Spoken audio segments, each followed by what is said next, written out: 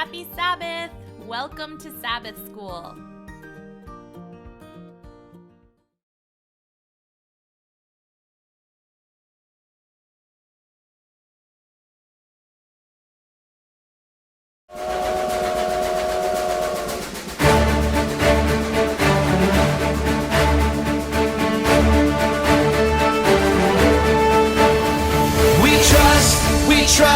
We trust in you, Jesus. You're all that we need. Your power will pull us through. We're trusting in you. We're trusting in you. You give us hope and life that's forever. You make us bold and we stand together. Your power will pull us through. We're trusting in you. We're trusting in you. We're off on this journey, there's no looking back. With Jesus to lead us, we're on the right track. Oh, oh, oh, oh. Wide open spaces for wide open eyes. We're looking ahead for the next big surprise. Oh, oh, oh, oh. We trust in you, Jesus. You're all that we need. Your power will pull us through. We're trusting in you. We're trusting in you. You give us hope and life that's forever. You make us whole and we stand together. Your power will pull us through. We're trusting in you. We're trusting in you. We're off on this journey, there's no looking back. With Jesus to lead us, we're on the right track. Oh, oh, oh, oh. Wide open spaces for wide open eyes. We're looking ahead for the next big surprise. Oh, oh, oh, oh. We trust in you, Jesus. You're all that we need. Your power will pull us through. We're trusting in you. We're trusting in you. You give us hope and life that's forever. We stand together. Your power will pull us through. We're trusting in you. Trusting in you. Your power will pull us through. We're trusting in you. Trusting in you. Trusting in you. We're trusting in you. We're trusting in you. Happy Sabbath. This week's lesson memory verse is love is patient, love is kind. 1 Corinthians 13:4. And God helps us serve others faithfully and patiently. Jacob had been at Laban's house for a month. One day Laban said, "Jacob, you're my relative. It doesn't seem right for you to keep working for me without pay. Tell me, what wages would you like?" Jacob was glad to be at his uncle's house. He didn't mind the work, and he had also been admiring Uncle Laban's youngest daughter, Rachel. "Uncle Laban, what I really like is to marry Rachel. I'll work 7 years for you if you will let Rachel become my wife." Laban agreed. "That sounds like a fine arrangement to me. Yes, stay here and work for me." In those days, a man gave money to the father of the woman he wanted to marry. After the wedding, the father was to give the money to his daughter. It became her own to keep. But some men didn't have money for the bride price, or dowry, as it was called. So if the father agreed, the man could work for him for a certain amount of time. That's what Jacob had to do. So Jacob began 7 years of work to make Rachel his wife. Day after day, he faithfully and patiently did all that Laban asked. And the time seemed to pass quickly because of his love for Rachel. Finally, the 7 years were up. It was time to make Rachel his bride. But Laban was not honest or fair with Jacob. He liked having Jacob work without pay. He knew that Jacob worked hard without complaining. It was clear that God was helping Jacob to be a faithful worker, and he didn't cost Laban anything.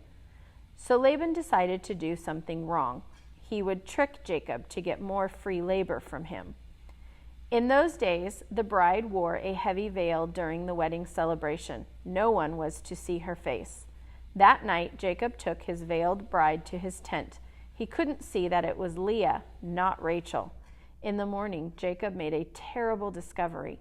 He had married the wrong sister. He was shocked and angry. How could his uncle have done such a thing?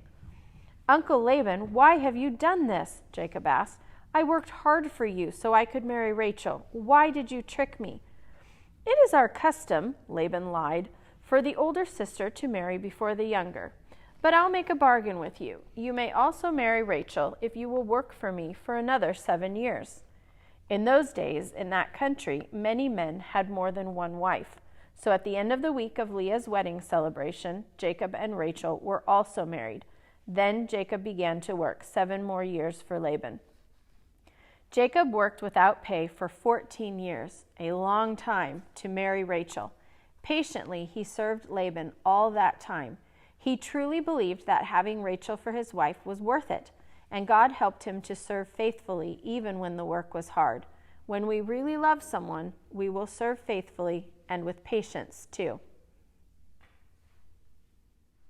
Good morning, everyone. Happy Sabbath. Today we're going to talk about being sick. Have you ever been sick? This week, my granddaughter Caitlin was sick. She went to bed and cuddled, stayed close to Mommy. Mommy took her temperature. She put cold cloths on her face. Maybe you've been sick and had that too. You ever get your temperature taken, or maybe you get a Band-Aid because you slip and fall. Maybe you have to go to the doctor. It's not fun to be sick. Well, Peter's mama was sick, Peter's mother-in-law. She was one who always did things for others. Every time Jesus came, she hopped up and got food for all the disciples. She loved helping people. But one day she got sick, quite sick, and Peter asked Jesus to heal her. Of course, Jesus said yes, and he went right over there and said, "Time to get up, you're well now." And she was. And you know what the first thing she did? She made food for everybody. Now, because everyone heard about that, people kept bringing ill people to Jesus. They brought little boys, little girls, mamas and daddies, aunts and uncles, anyone who's sick. They followed Jesus. They wanted to see Jesus because Jesus was healing them. You know what the Bible says? I was sick and you looked after me. Maybe you can find someone to look after.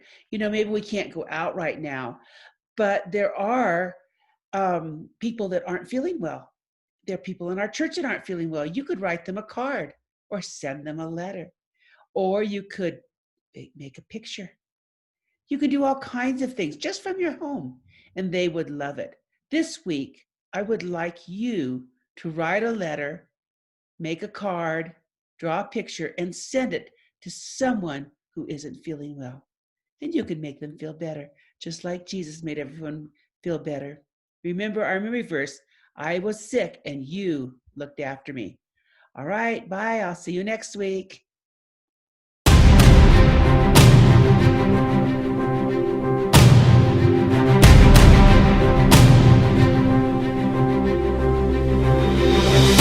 Same power that rose Jesus from the grave, the same power that commands the dead to wake, lives in us, lives in us.